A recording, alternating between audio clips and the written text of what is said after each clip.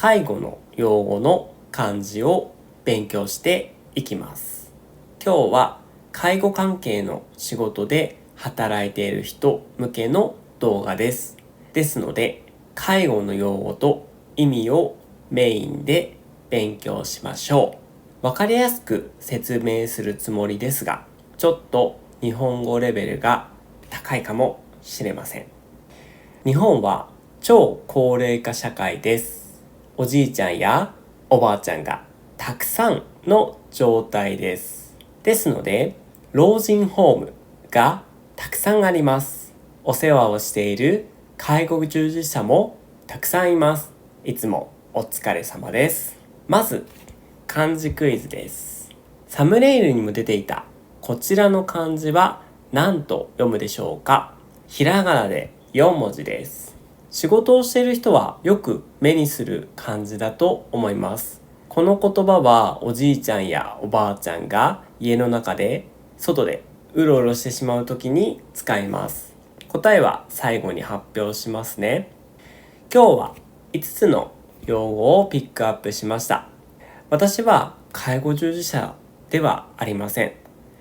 もし詳しく知りたくなったら、一緒に働いているコーワーカーや学校の先生、先輩などに聞いてください。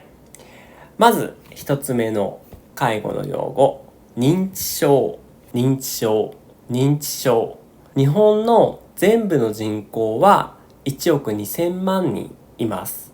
日本の高齢者の人口は3600万人います。日本人すべての人からの割合は 30%、4人に1人がおじいちゃんやおばあちゃんです。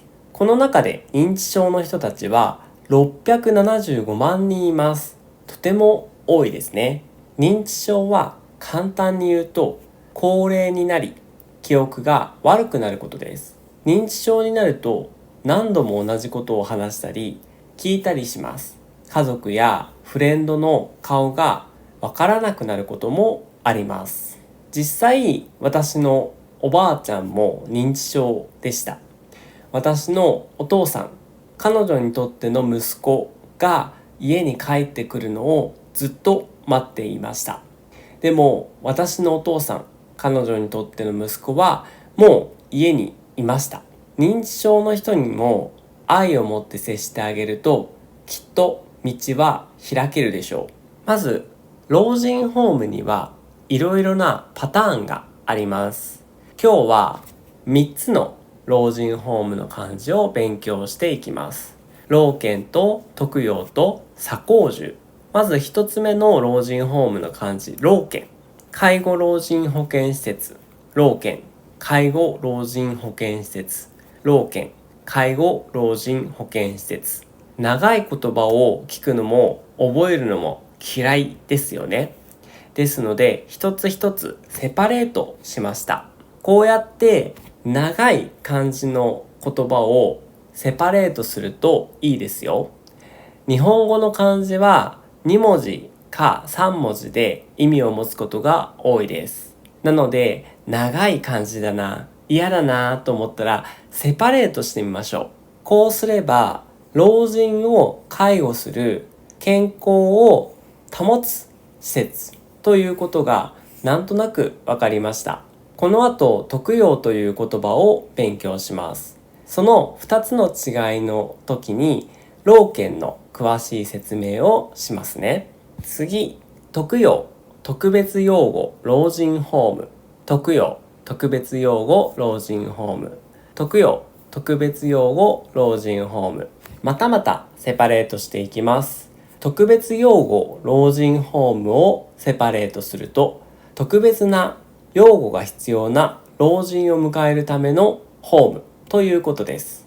ちなみに老健と特養の略語は日本人が喋るときによく使われます。老人ホームのパンフレットや本など書いたりするときはしっかり介護老人保健施設、特別養護老人ホームと略さずに書いてあります。それでは違いの表を見てみましょう。読み方は老健、特養。老健のスタンスは家に帰ることです。難しく言うと在宅復帰。特養は生活を支える介護をお手伝いすることです。老犬の要介護度は1から5、特養が3から5、特養の方が要介護度は高めです。要介護度っていうのは介護が必要な度合いです。要介護度が高いとたくさんお手伝いが必要ってことです。その分国からたくさんお金がもらえたりサービスを受けられます。施設の役割で比べると老犬は医療的ケアとリハビリをメインで行っています。特養は自宅での生活が難しい人を支援します。金額の差は老犬は1ヶ月で9から20万円、特養は1ヶ月で8から13万円。老犬の方が高めですね。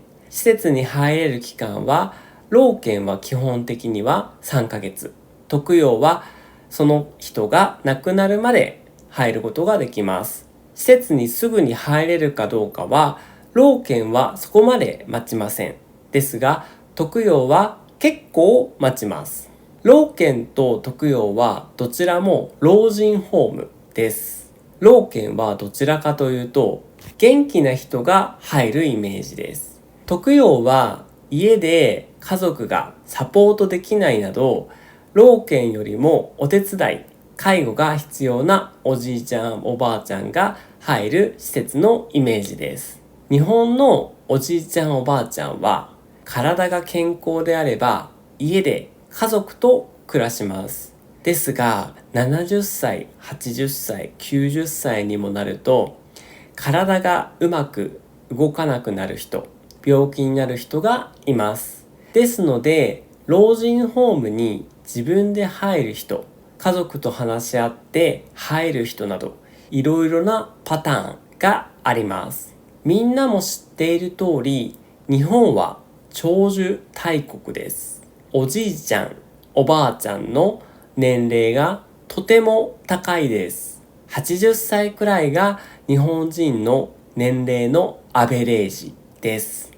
なので日本には老人ホームがたくさんあります。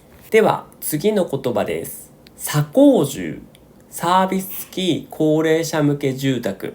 サ高住、サービス付き高齢者向け住宅。サ高住、サービス付き高齢者向け住宅。これもセパレートしていきます。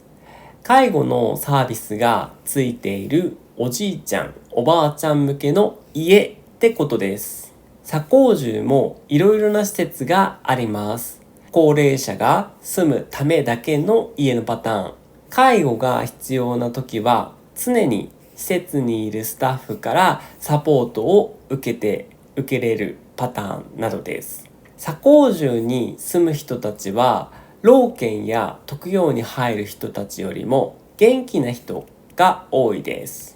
さて最後の介護用語はおかんです。日本語でおかんがするとたまに言います。この言葉を聞いたら相手の人はかなり体が辛いです。とっても寒くなってどんなに暖かくしても体が凍えるように冷たい状態です。おかん、おかん、おかん。それでは漢字クイズの答えを発表します。正解は徘徊、徘徊、徘徊。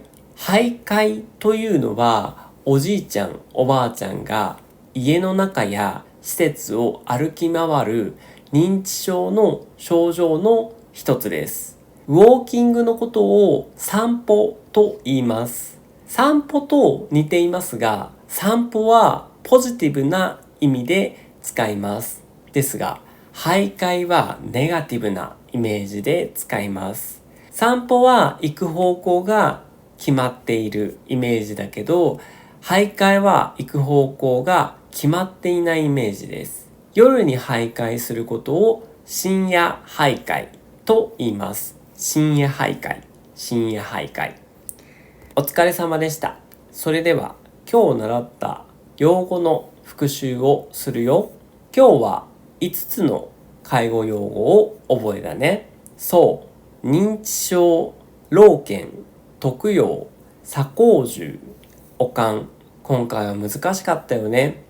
私も言葉の説明をするのが難しかったよ。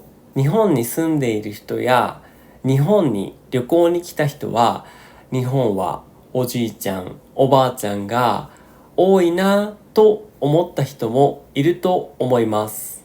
日本のおじいちゃん、おばあちゃんは4人に1人と言われています。とってもおじいちゃん、おばあちゃんが多いんです。介護の仕事をしている人、毎日お疲れ様です。日本を元気にしてくれるあなたがいるおかげで、日本が元気になりますよ。ケイは1週間に1本くらいのペースで動画をアップロードしています。あなたがもし漢字が苦手な人、漢字が嫌いな人、漢字を好きになりたい人であれば、チャンネル登録して次の動画も見てください。いいねしてくれるとケイはとっても嬉しいです。では今日のお勉強を終わります。では、ケイでした。